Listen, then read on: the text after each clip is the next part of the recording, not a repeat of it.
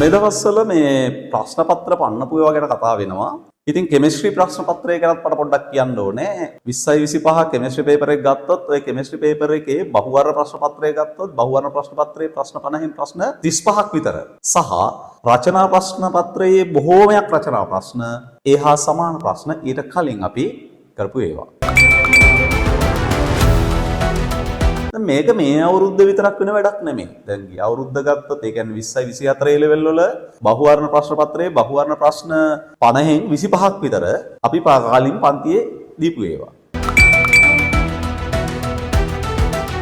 විභාග ප්‍රශ්න සහ අපේ ප්‍රශ්න 100%ක්ම සෙට් වෙනවා කියලා කියන්නේ 100%ක්ම එහෙම වෙනවා කියලා කියන්නේ හැබැයි එහෙම වෙන වෙලාවලුත් තියෙනවා හොඳේ. එතකොට ඒක එහෙම වෙන්නේ කොහොමද කියලා කෙනෙක් ප්‍රශ්නයක් අහන්න පුළුවන්.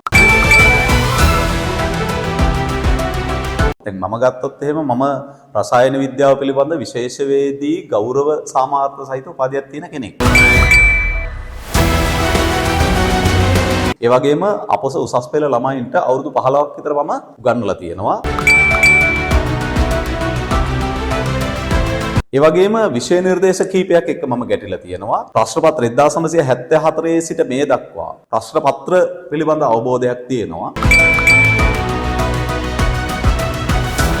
ඒ වගේම ලංකාවේ ප්‍රධාන පාසල් ගත්තොත් එහෙම ඒ ප්‍රධාන පාසල් වල ප්‍රශ්න පත්‍ර ඒගොල්ලෝ කොහොමද දෙන්නේ කියන එක, ඒ ප්‍රශ්න කොහොමද ඒගොල්ලෝ හදලා තියෙන්නේ කියන එක.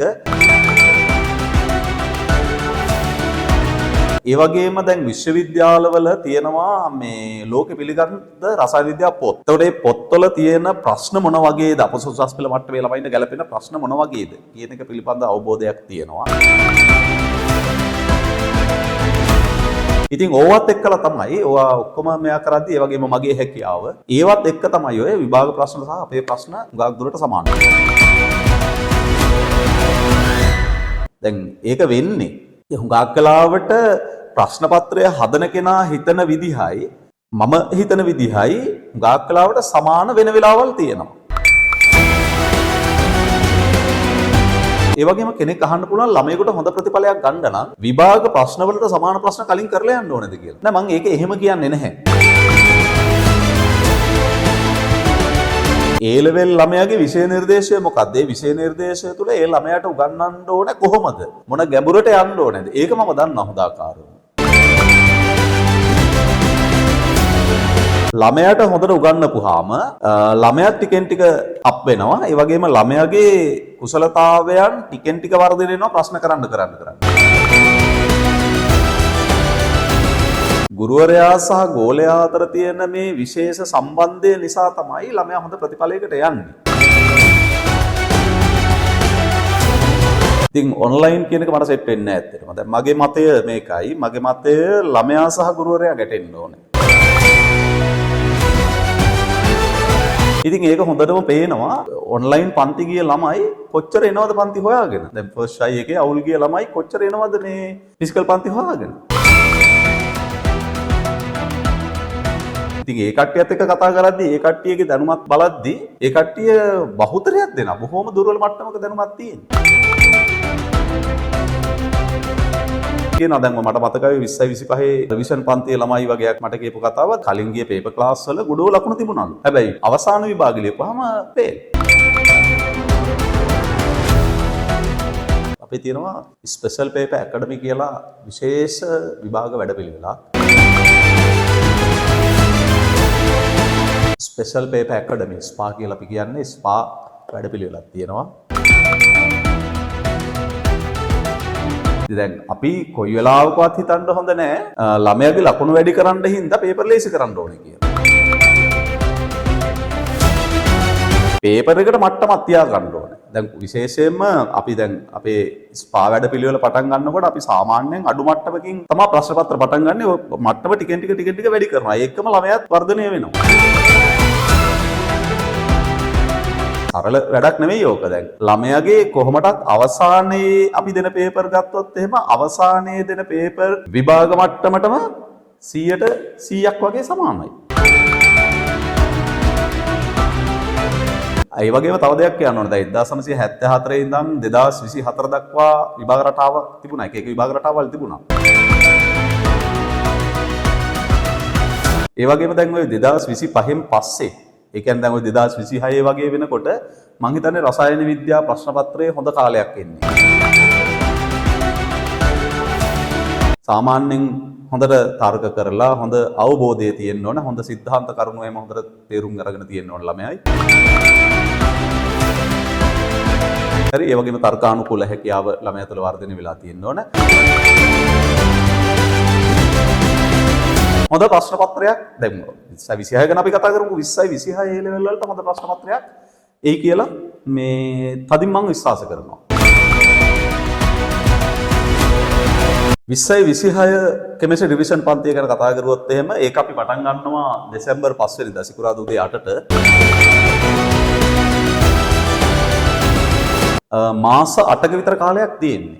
ඒතර මේ මාස 8ක කාලය ලොකු අභියෝගයක්. එතකොට මෙතන විශේෂ ප්ලෑන් එකක් තියෙනවා. මේ ප්ලෑන් එක අපි ගිය පාරත් ඔය විදිහට තමයි කරේ.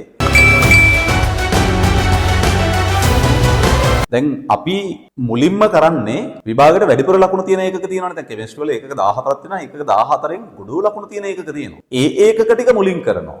මුලින් කරලා ඉවරලා පුළුවන් තරම් ඒවයි ප්‍රශ්න ප්‍රැක්ටිස් කරනවා.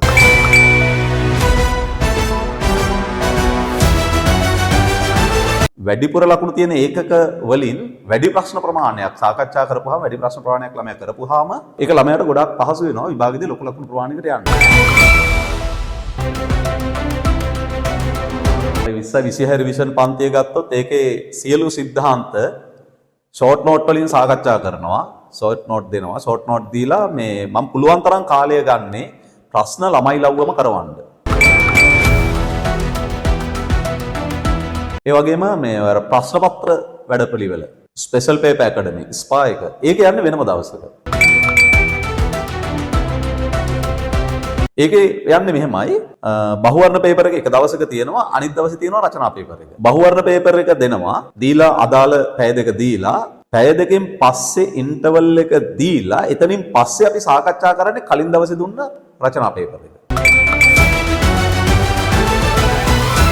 ඒ වගේම තමයි රචනා පේපර් එක දෙන දවසේ තියෙනවනේ.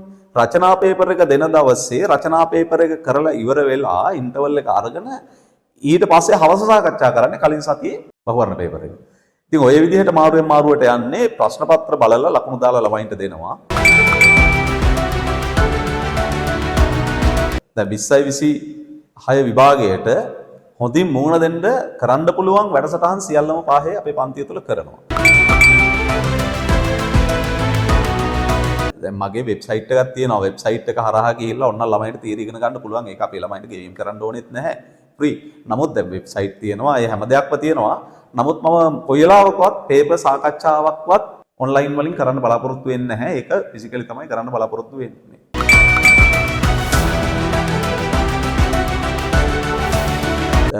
ඒ වගේම මට කියන්න ඕන ඔයාලගේ තියරි දැනුම අඩු වුණා ප්‍රශ්නයක් නැහැ. ෂෝට් නෝට් විදිහට අපි ඔක්කොම ටික කරනවා.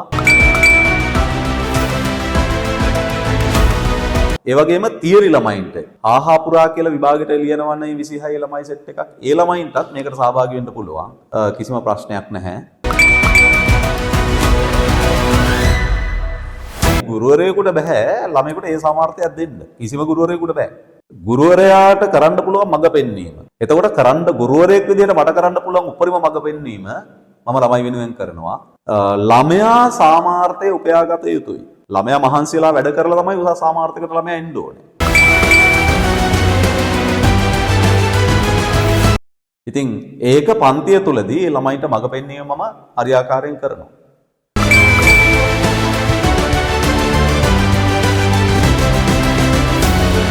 මම පන්තිය කරන්නේ කුරුණෑගල රජපිහිල්ල පාරේ විෂන් උසස් අධ්‍යාපන ආයතනයේ. ඒකේ තියෙනවා හොඳ එලිමහන් ශාලාවක්. ඒ ශාලාවේ තමයි පන්ති කරන්නේ. මම ඒකේ තමයි හුඟක් කැමති. සහභාගී වෙන්න කැමති කට්ටිය කල් දාන්න එපා. මොකද කල් දැම්මොත් එහෙම අන්තිමට එන්න වෙන්නේ අර අඩු ලකුණු තියෙන පාඩම් වලට. කල් දාන්න එපා. දෙසැම්බර් 5 වෙනිදා සිකුරාදා උදේ 8 වෙනකොට පන්තියට එන්න. මම පටන් ගන්න ප්ලෑන් කරලා තියෙන්නේ 9 වෙනි රචනා ප්‍රශ්නේ තියෙනවනේ. ඔය 9 වෙනි රචනා ප්‍රශ්නය හදන්නේ ඇනලිටිකල් කෙමිස්ට්‍රි පාර්ට් එකක් ඒකේ තියෙන්නේ. නම නිරචනා ප්‍රශ්නේ. එතකොට කැටායන එනයන හඳුනා ගැනීම අනුමාපන. එතකොට මම මේ ඒකට වෙනම ෂෝට් නෝට් එකක් දීලා ඒකට වෙනම ටියුට් එකක් දෙනවා. ඒකයි චාලක රසායනයයි තමයි මුලින්ම පටන් ගන්න ප්ලෑන් කරලා තියෙන්නේ. චාලක රසායනය කොහොමදත් දෙසැම්බර් මාසයේ ඉවර වෙන්න කලින් ඉවර වෙනවා. ඒකම තවත් ලකුණු තියෙන විශේෂ පාඩමක් පටන් ගන්නවා කාබනික රසායනය හෝ සමතුලිතතාව වෙයි. ගක් වෙලාවට. එවනම් හොඳ ප්‍රතිඵලයක් බලාපොරොත්තු වෙන ළමයි, ඒ වගේම අඩු මට්ටමක ඉන්න ළමයි ඉහළට යන්න බලාපොරොත්තුවක් තියෙනවා නම් ඒ ළමයි මේකට සහභාගී වෙන්න හොඳට මහන්සිලා වැඩ කරන්න බලාගෙන ඉන්න. ඕකේ? හරි? මම රවින්ද්‍ර සේනාරත්න. අයිබෝවන්. ලංකාවේ අංක 1 රසායන විද්‍යා පන්තිය රසායන විද්‍යා විශේෂවේදී රවීන්ද්‍ර සේනාරත්න